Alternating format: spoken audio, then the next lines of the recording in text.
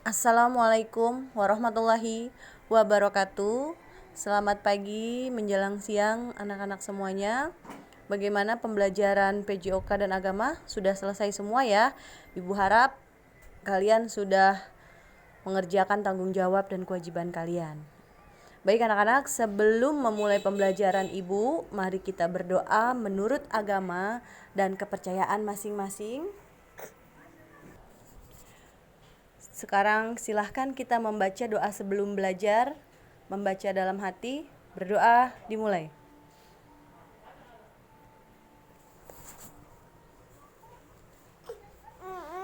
Berdoa selesai. Hari ini kita akan belajar tentang penerapan nilai-nilai Pancasila, sila ketiga dan keempat. Namun, Ibu mau mengulas kembali sila pertama dan sila kedua. Anak-anak silahkan dengarkan, fahami, catat.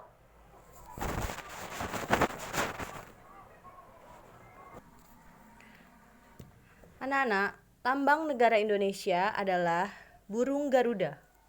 Yaitu lambang negara Indonesia adalah Pancasila, dasar negara Indonesia. Lambangnya adalah burung Garuda. Coba anak-anak perhatikan, di sini ada elemen-elemen dalam setiap sayap dalam burung Garuda, lehernya, ya, elemen leher, pangkal ekor, elemen ekor, dan perisai. Kalian tentu pasti sudah tahu semboyan negara Indonesia adalah Bhinneka Tunggal Ika, yang artinya berbeda-beda tetapi tetap satu jua.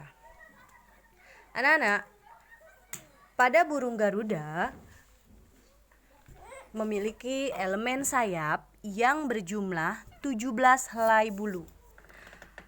Artinya, elemen sayap berjumlah 17 melambangkan bahwa tanggal kemerdekaan Indonesia yaitu 17. Ingat, 17 helai berarti elemen sayap. Kemudian, perhatikan elemen ekor. Elemen ekor pada burung Garuda berjumlah 8 helai bulu yang melambangkan bahwa bulan kemerdekaan Indonesia. Ingat, 8 helai bulu ekor. Ya. Kemudian, lihat elemen pangkal ekor. Elemen pangkal ekor berjumlah 19 helai bulu. Artinya melambangkan tahun kemerdekaan Indonesia. Selanjutnya, perhatikan elemen leher burung Garuda. Elemen leher burung Garuda berjumlah 45 helai bulu yang melambangkan tahun kemerdekaan Indonesia. Jadi kalau kita lihat 17 Agustus ya, tanggal 17 Agustus berarti 17 helai pada elemen sayap. 8 bulan Agustus, ada 8 helai bulu pada elemen ekor. 17 8. 19 pangkal ekor helai bulunya ya, helai bulu pangkal ekor pada burung Garuda melambangkan tahun kemerdekaan, dan 45 helai bulu elemen leher yang melambangkan tahun kemerdekaannya juga. Perhatikan perisai. Perisai ada 5 buah ruang dasar negara Pancasila, yaitu sila 1, sila 2, sila ketiga, sila keempat, dan sila kelima. Sila ke-1, kalian tentu masih ingat, sila ke-1 lambangnya adalah bintang. Sila ke-1 berbunyi ketuhanan yang Maha Esa. Ingat, sila ke-1 lambangnya bintang. Selanjutnya sila kedua, yaitu lambangnya adalah rantai emas dengan bunyi kemanusiaan yang adil dan beradab. Selanjutnya yang ketiga, lambangnya adalah pohon beringin dengan bunyi Persatuan Indonesia. Selanjutnya sila keempat dengan lambang atau simbol kepala banteng yang berbunyi kerakyatan yang dipimpin oleh hikmat kebijaksanaan dalam permusyawaratan perwakilan. Yang terakhir sila kelima dengan simbol atau lambang padi dan kapas dengan bunyi keadilan sosial bagi seluruh rakyat Indonesia. Anak-anak, Pancasila merupakan dasar negara Indonesia. Pancasila dirumuskan oleh para pendiri bangsa yang diambil dari nilai-nilai luhur bangsa yang berkembang di masyarakat. Kemudian nilai-nilai luhur pada Pancasila ini merupakan cerminan kepribadian bangsa, ya. Kepribadian bangsa yang harus dipahami dan harus diterapkan dalam kehidupan sehari-hari. Pancasila juga merupakan pandangan hidup bangsa Indonesia. Kenapa? Hal ini menjadikan Pancasila sebagai pedoman hidup dalam seluruh aktivitas kehidupan bermasyarakat, berbangsa, dan bernegara. Anak-anak, tahukah kalian semua perilaku, sikap yang kita lakukan sehari-hari harus mengandung nilai-nilai luhur dalam Pancasila pada setiap sila-silanya. Perhatikan, sila pertama dengan lambang atau simbol bintang yang berbunyi ketuhanan yang Maha Esa. Apa saja nilai ketuhanannya? Bangsa Indonesia bertakwa kepada Tuhan yang Maha Esa. Perhatikan di sini ada 6 agama yang diakui oleh Indonesia, ya, ada agama Islam, Buddha, Kristen, Konghucu, Hindu, Katolik, ya. Kemudian, apa saja nilai-nilai yang terkandung dalam sila pertama? Yang pertama, nilai yang terkandung dalam sila ke-1 yaitu adalah bertakwa kepada Tuhan yang Maha Esa. Yang kedua, mensyukuri segala yang ada di alam semesta. Yang ketiga, mengakui kebebasan memeluk agama. Yang keempat, menghormati dan saling menjaga kerukunan antar pemeluk agama. Ada 4 nilai-nilai yang terkandung dalam sila pertama. Kita lanjut. Apa penerapannya dalam kehidupan sehari-hari? Yang pertama, percaya dan takwa kepada Tuhan sesuai dengan agama dan kepercayaan masing-masing. Jadi kita percaya bahwa Tuhan itu ada, Allah itu ada, ya, dan harus sesuai dengan kepercayaan masing-masing. Yang kedua, penerapan sikapnya adalah kita harus saling menghormati dan kerjasama antar pemeluk agama dan penganut kepercayaan yang berbeda, sehingga akan tercipta kerukunan hidup, ya. Seperti kalian misalnya sedang kerja kelompok, lalu teman kalian ingin pergi ke gereja, ingin beribadah. Sikap kalian harus apa? Kalian harus menghormati, ya, memberikan waktu sehingga teman kalian yang berbeda agama itu bisa melaksanakan ibadahnya, ya. Yang ketiga, menghormati dan toleransi, menghargai perbedaan. Menghormati dan toleransi terhadap pemeluk agama lain yang sedang menjalankan ibadah. Jadi kita harus menghargai agama-agama lain, ya. Yang keempat, tidak memaksakan agama dan kepercayaan kepada orang lain. Kita tidak boleh memaksakan agama. Misalnya, teman kita mau agamanya Kristen, terus kita paksa untuk masuk Islam. Itu tidak boleh, ya. Karena harus sesuai dengan kepercayaan masing-masing.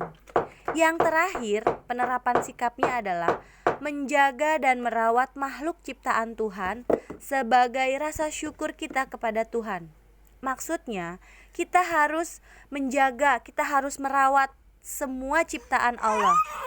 Dengan kita menjaga, dengan kita merawat, itu merupakan bukti syukur kita kepada Allah, ya. Mau itu ciptaan Allah berupa tumbuhan, berupa hewan, atau lingkungan. Yang kedua adalah rantai emas. Kemanusiaan yang adil dan beradab. Apa nilai kemanusiaannya? 1. Adanya pengakuan terhadap persamaan derajat antar sesama manusia. Jadi, tidak ada yang membedakan antara perempuan atau laki-laki, tidak ada yang membedakan si kaya atau si miskin, semua di hadapan Allah derajatnya sama. Ya. Yang kedua, nilai kemanusiaan dalam sila kedua adalah bahwa setiap warga negara memiliki hak dan kewajiban. Setiap warga negara memiliki hak dan kewajiban. Jadi, semua orang mempunyai hak dan kewajiban. Apa nilai-nilai yang terkandung? Yang pertama, Nilai yang terkandung dalam sila kedua adalah mengakui persamaan derajat antar sesama manusia. Tidak ada yang membedakan antara perempuan atau laki-laki, tidak ada yang membedakan si kaya dan si miskin, tidak ada yang membedakan makanan enak dan makanan tidak enak ya. Jadi semua sama, derajatnya sama, sosialnya sama. Yang kedua, mengakui persamaan hak dan kewajiban antar warga negara. Yang ketiga, mengembangkan sikap tenggang rasa. Yang keempat, saling menyayangi sesama manusia. Jadi kita harus saling menyayangi sesuai dengan sila kedua, kemanusiaan yang adil dan beradab. Yang terakhir, gemar melakukan kegiatan kemanusiaan seperti melakukan bakti sosial ya, membantu korban sesama yang sedang susahan ya, membantu korban banjir, korban kebakaran. Kita beramal, sedekah, itu termasuk pengamalan sila kedua. Selanjutnya, penerapan sila ketiga dan keempat dalam kehidupan sehari-hari. Anak-anak, kalian sudah belajar makna dan nilai-nilai sila pertama dan kedua. Tentunya kalian harus bisa menerapkannya dalam kehidupan sehari-hari ya. Nah, sekarang mari kita belajar makna dan nilai-nilai sila ketiga dan keempat dalam Pancasila. Yang pertama, selanjutnya tentang sila ketiga, makna lambang sila ketiga. Masih ingat? Lambangnya adalah pohon beringin dengan bunyi Persatuan Indonesia. Pohon beringin ini dengan akar yang sangat kuat. Kenapa pohon beringin rindang? Artinya pemersatu bangsa. Kalau kalian pernah melihat pohon beringin, dia sangat rindang ya, banyak daunnya, banyak akarnya, banyak ranting-rantingnya ya. Artinya pemersatu bangsa. Lalu di pohon beringin ini ada akar gantung dan sulur. Perhatikan ada akar gantung.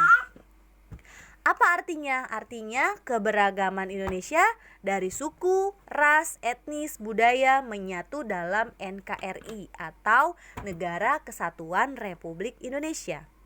Lalu akar yang kuat ke dalam tanah artinya kuatnya persatuan dan kesatuan bangsa Indonesia.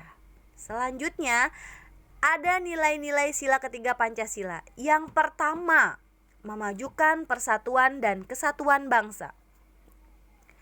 Yang kedua, mengembangkan rasa cinta tanah air dan bangsa. Yang ketiga, rela berkorban untuk bangsa dan negara.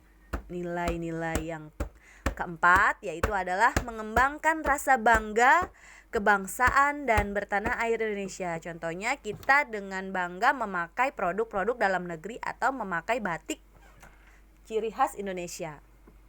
Selanjutnya, mengembangkan persatuan Indonesia atas dasar Bhinneka Tunggal Ika, satu bahasa, satu bangsa.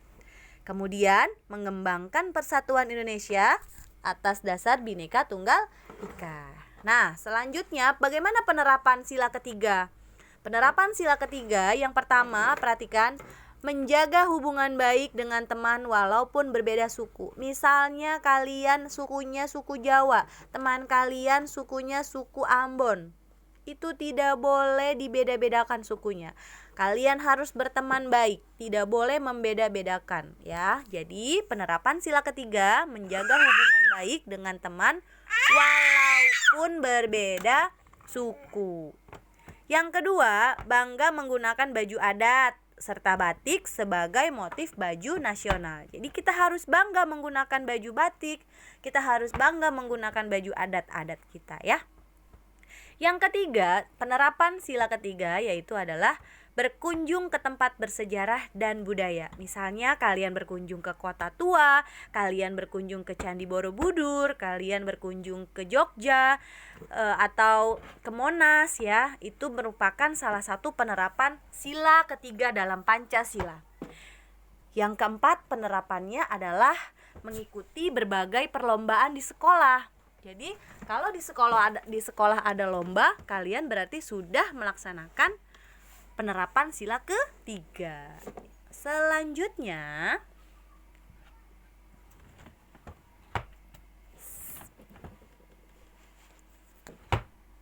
sila keempat. Sila keempat maknanya dan simbolnya adalah kepala banteng, kepala banteng. Nah, lambang dari sila keempat adalah kepala banteng. Kenapa? Karena banteng merupakan hewan sosial yang senang berkumpul. Sehingga lambang sila ini menggambarkan rakyat Indonesia yang suka berkumpul untuk berdiskusi atau bermusyawarah dengan tujuan menyelesaikan suatu masalah. Ya, bagaimana pengamalan nilai-nilai sila keempat dalam kehidupan? Yang pertama, pokoknya kalau sila keempat itu bermusyawarah ya, melakukan musyawarah untuk menyelesaikan setiap masalah. Yang kedua, penerapan dalam sila keempat tidak memaksakan kehendak dalam bermusyawarah. Jadi kita tidak boleh memaksakan kehendak kita, gak boleh egois. Kemudian nilai-nilai yang terkandung dalam sila keempat adalah tidak memaksakan kehendak kepada orang lain ya, gak boleh maksa. Yang kedua, mengutamakan musyawarah dalam mengambil keputusan. Nah, selanjutnya kita harus menghargai perbedaan pendapat. Ya, karena bermusyawarah itu banyak pendapatnya. Jadi kita harus menghargai perbedaan pendapat. Kemudian menghormati keputusan akhir dari hasil musyawarah. Sama seperti kita pernah melakukan pemilihan ketua kelas, wakil, bendahara, sekretaris. Nah, itu dilakukan dengan cara musyawarah. Ya, kalau misalnya dengan musyawarah tidak bisa, dilakukanlah secara voting, pengambilan suara terbanyak. Nah, sekarang tugas anak-anak adalah latihan soal. Kalian tulis soal jawab, soal langsung jawab ya. Nomor 1, silakan dibaca. Nomor 2, nomor 3, dan nomor 4, tulis soalnya langsung jawab.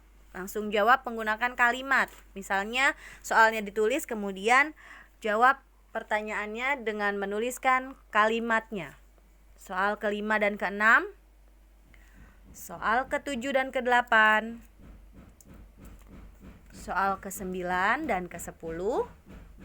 Selanjutnya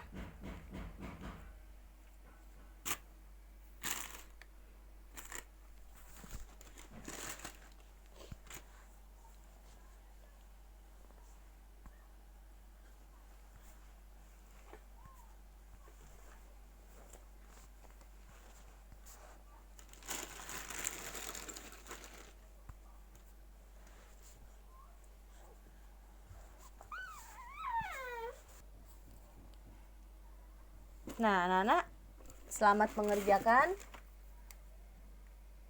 Jangan lupa tulis soalnya dan jawab langsung. Terima kasih. Wassalamualaikum warahmatullahi wabarakatuh.